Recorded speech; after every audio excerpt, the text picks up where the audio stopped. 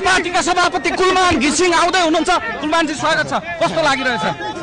दर्शकबिन यति बेला उज्यालो नेपाल पार्टीका सभापति कुलमान घिसिङलाई भव्य स्वागत भइरहेको छ। लास्टमा आउँछ के आउँछ, तपाईहरु वेटमा बस्नुस् है। उहाँ यति बेला ऊर्जा मन्त्री पनि हुनुहुन्छ।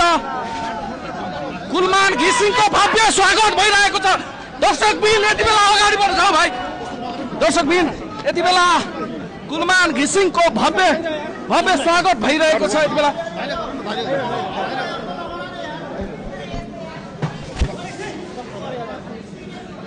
दर्शकबिन यति बेला कुलमान घिसिङको भव्य रूपमा स्वागत भइरहेको छ, हामी देखिरहेका छौँ र उहाँलाई भव्य स्वागत गरेर यति बेला ल्याइराखेको छ। दर्शकबिन ऊर्जा मन्त्री समेत रहनुभएका कुलमान घिसिङ उज्यालो नेपालका अध्यक्ष हुनुहुन्छ। उहाँलाई भव्य स्वागत भइरहेको छ।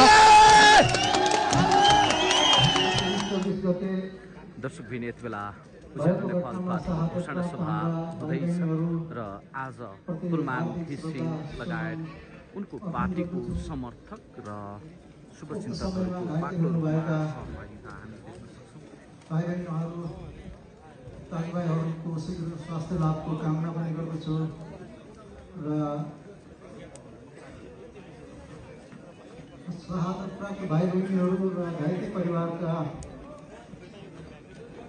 परिवारजनलाई भगवानले धैर्य धारण गर्ने शक्ति प्रदान गरून् भन्ने कामना पनि गर्दछु।